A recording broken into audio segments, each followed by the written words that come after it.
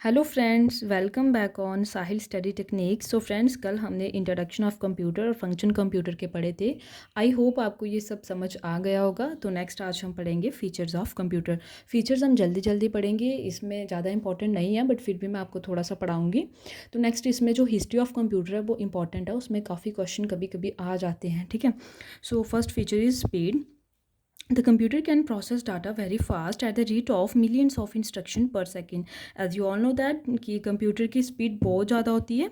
इसके बाद इतनी एफिशिएंसी होती है कि ये बड़े से बड़े, जैसे आप कोई एडिशन, कोई सब्ट्रैक्शन, मल्टीप्लिकेशन, कुछ भी लगा लो, ये सेकंडों में कर सकता है उसको सॉल्व। ठीक है। Second is accuracy. Computer can provide a high degree of accuracy. They response to the user as per the input instruction. Accuracy भी इसमें बहुत होती है, कोई इसमें शक नहीं है, क्योंकि आप जो भी, बस आपकी इनपुट सही होनी चाहिए, आउटपुट आपका ऑफकोर्स सही आएगा ही आएगा। ठीक है। Third is storage capacity. Computer are capable to store huge amount of data which depends on the capacity of hard disk. अभी कंप्यूटर के पास इतनी कैपेसिटी होती है कि ये बहुत ज़्यादा डाटा स्टोर कर सकता है, बट उसकी हार्ड डिस्क पे डिपेंड करेगा। जैसे कोई 500 GB की होगी, कोई 1 TB की होगी, कोई 2 TB की होगी, कोई 4 TB की होगी, अकॉर्डिंग टू हार्ड डिस्क ये डाटा स्टोर करेगा। Next is versatility. Computer can do different types of work simultaneously. They can perform multiple tasks at the same time. अभी कंप्यूटर के पास इतनी मतलब एफिशिएंसी भी होती है। ये नहीं है कि कंप्यूटर एक ही टाइम पे एक ही काम करेगा, नहीं, ये एक ही टाइम पे बहुत सारे काम कर सकता है। डिपेंड करेगा ये यूज़र पे भी। Okay, so next is automations. Once the instruction to do any work is given to the computer does it work automatically by itself. हमें बस इंस्ट्रक्शन देना होता है, उसके बाद कंप्यूटर खुद ब खुद काम करेगा। Sixth is diligences. Unlike human beings, a computer is free from monotony, tiredness, lack of concentration, etc. and can work for hours without creating any errors. अभी कंप्यूटर कभी भी थकता नहीं है, वो ह्यूमन बीइंग की तरह नहीं है। जैसे हम लोग हो गए, हमने 2 घंटे पढ़ा तो उसके बाद हमें ऐसे लगेगा कि अब नहीं भाई, नहीं पढ़ा जाएगा। तो ये इसमें कंप्यूटर में ऐसा कुछ नहीं होता है। बस यूज़र को अपना काम करते रहना होता है, और ये थकेगा कभी भी नहीं। यूज़र थक जाएगा बट कंप्यूटर नहीं थकेगा। Seventh is secrecy. Leakage of information is reduce by creating login system with password protection. अभी इसमें इतनी सिक्रेसी है कि मतलब इसमें कोई भी हमारी इन्फॉर्मेशन लीक नहीं हो सकती अगर हम उसको पासवर्ड लगा देते हैं। ठीक है। Eighth is reliability. Computers are more reliable than human beings. Computer always produce exact result. The possibility of errors occur only if the input is wrong. अभी कंप्यूटर इतना विश्वसनीय है कि इतना तो हम ह्यूमन बीइंग पे भी विश्वास नहीं कर सकते जितना हम कंप्यूटर पर कर सकते हैं। अगर हमारा कोई एरर तभी आएगा अगर हमारा कोई इनपुट ही गलत होगा, अदरवाइज़ इसमें कोई भी एरर की गुंजाइश भी नहीं होती है। ठीक है। इस मतलब कंप्यूटर कभी भी मिस्टेक नहीं करेगा। Ninth is plug and play. Computer have the ability to automatically configure a new hardware software component. अभी कंप्यूटर के पास ये भी एबिलिटी होती है कि ये कन्फिगर कर सकता है अपने न्यू हार्डवेयर सॉफ्टवेयर कंपोनेंट को। ठीक है। तो ये हो गए हमारे फीचर्स ऑफ कंप्यूटर्स। अभी हमारा नेक्स्ट है हिस्ट्री ऑफ कंप्यूटर। ये इंपॉर्टेंट है एग्ज़ाम के पॉइंट ऑफ व्यू को लेके, क्योंकि एग्ज़ाम में यहीं से 1-2 क्वेश्चन निकल जाएगा। ठीक है। Computer is not the creation of one day. अभी ये आप सब लोगों को पता होगा कि कंप्यूटर एक दिन की क्रिएशन नहीं है। ठीक है। Rather it took a long period for the development of modern computer. अभी इसकी डेवलपमेंट को लेके लॉन्ग पीरियड ऑफ टाइम लगा होगा। ठीक है। क्योंकि देखिए, जैसे पहले फर्स्ट जनरेशन के कंप्यूटर हुआ करते थे। अभी अगर हम इसकी जनरेशन की बात करें तो उसको वो कंप्यूटर क्या थे, नॉन पोर्टेबल थे। वैक्यूम ट्यूब हुआ करती थी बहुत बड़ी, उसे हम कहीं लेके नहीं जा सकते थे।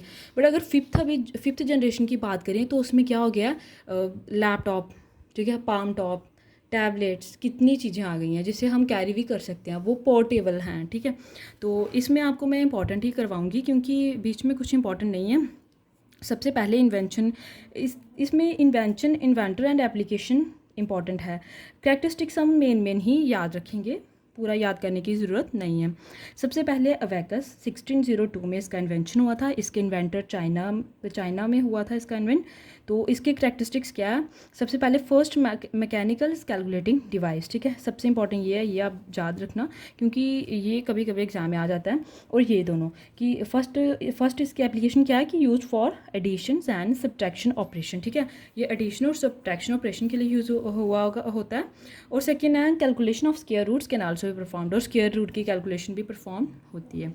सेकेंड क्या है नेफियर्स बॉन्ड्स, जो इन्वेंशन जिसका कब था 1617 में, इन्वेंटर कौन थे, जॉन नेफियर, स्कॉटलैंड के थे ये इसका इंपॉर्टेंट है कि 3 डायमेंशन स्ट्रक्चर है एंड ये holding numbers from 0 to 9 only. तो इसमें ये आप याद रखना कि application perform multiplications on numbers, ठीक है, ये आप स्क्रीनशॉट भी ले सकते हैं इसका। अगर आपको नोट्स भी चाहिए होंगे तो आप मुझे कमेंट बॉक्स में बता देना, मैं नोट्स भी प्रोवाइड कर दूँगी आपको। Third is पैस्कलाइन।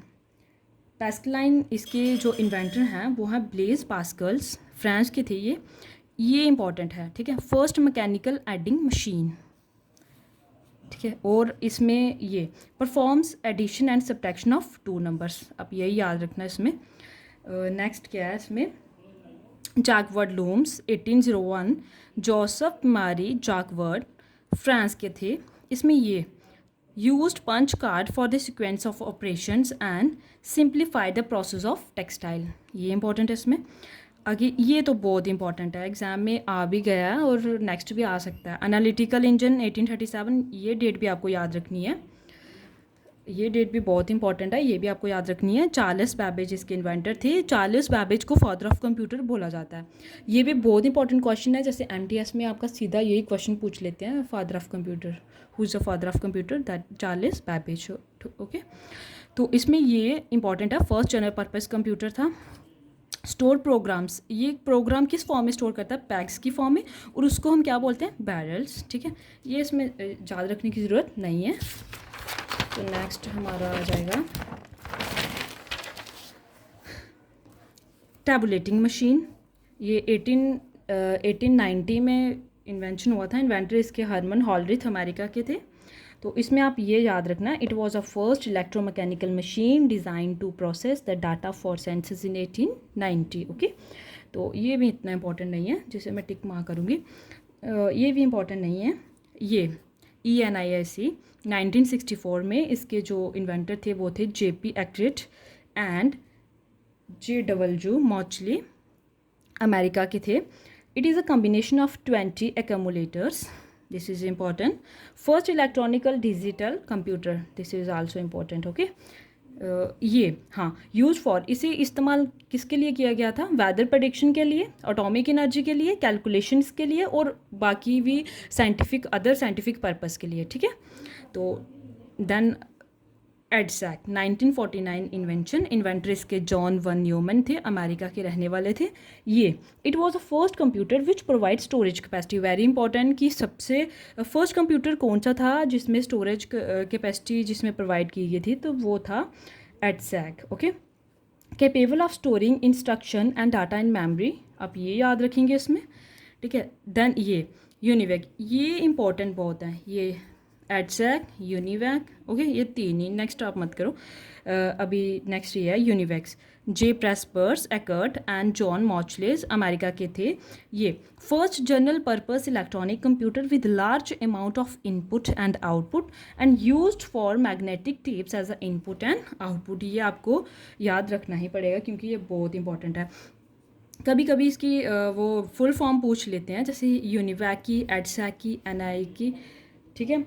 जैसे एडसैक की क्या होती है, electronic delay storage automatic calculators, okay. ENIAC की क्या होती है, electronic numerical integrators and computers, ठीक है। तो और यूनिवैक की क्या होती है, यूनिवर्सल ऑटोमेटिक कंप्यूटर, ये इसके तीनों के फुल फॉर्म सीधे क्वेश्चन पूछ लिए जाते हैं एज अ फुल फॉर्म, ठीक है। तो ये भी आपको पढ़ना ही पढ़ना है। अभी आज हम इतना ही रखेंगे, कल हम जनरेशन ऑफ कंप्यूटर पढ़ेंगे। जनरेशन बहुत इंपॉर्टेंट है, जनरेशन में से और हिस्ट्री में से क्वेश्चन निकल जाते हैं, ठीक है। ये जो भी मैंने आज आपको टिक मार्क करवाया ये तो आपने पढ़ना ही पढ़ना है, आप स्क्रीनशॉट भी ले सकते हैं। अगर आपको PDF चाहिए होगा तो आप मुझे कमेंट बॉक्स में बता दीजिएगा, मैं वो भी प्रोवाइड कर दूँगी, ठीक है। नेक्स्ट हम इसका जनरेशन ऑफ कंप्यूटर पढ़ेंगे। So thank you friends, please like, subscribe and share.